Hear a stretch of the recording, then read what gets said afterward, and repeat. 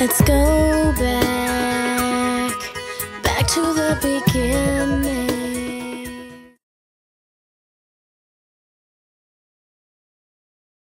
Paul left Athens and went to Corinth. He met a Jew named Aquila and his wife Priscilla, who had left Italy because Claudius had ordered the Jews to leave Rome. Paul went to see them, and because he was a tent maker as they were, he stayed and worked with them.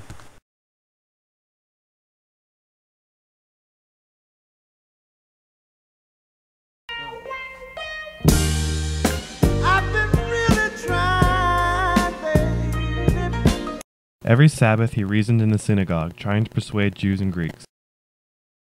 When Silas and Timothy came from Macedonia, Paul devoted himself exclusively to preaching, testifying to the Jews that Jesus was the Christ. But when the Jews opposed Paul and became abusive, he shook out his clothes in protest.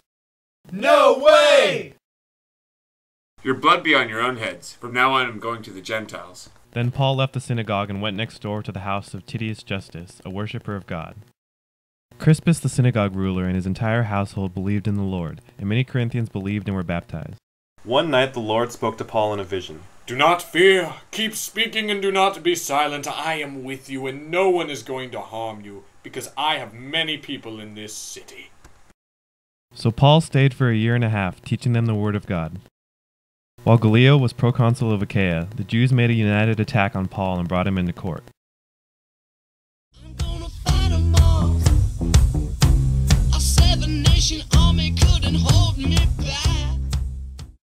This man is persuading the people to worship God in ways contrary to the law. Oi! If you were complaining about some serious crime, I would listen to you. But since it involves questions about your own law, settle the matter yourselves.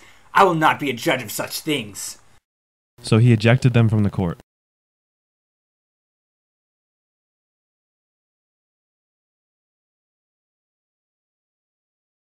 Then they turned on Sosthenes, the synagogue ruler, and beat him in front of the court. But Gallio showed no concern.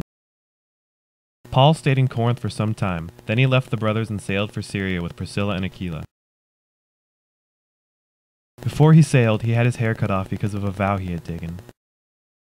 At Ephesus, Paul left Priscilla and Aquila. He went into the synagogue and reasoned with the Jews. When they asked him to spend more time with them, he declined. But as he left, he promised, I'll come back if it is God's will.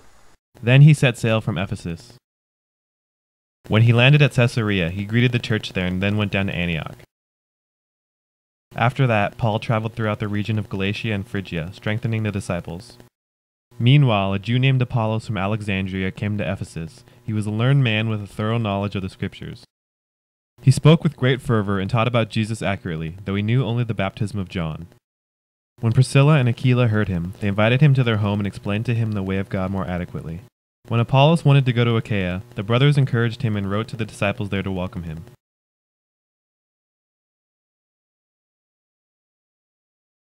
He was a great help to the believers there, for he strongly refuted the Jews in public debate, proving from the Scriptures that Jesus was the Christ.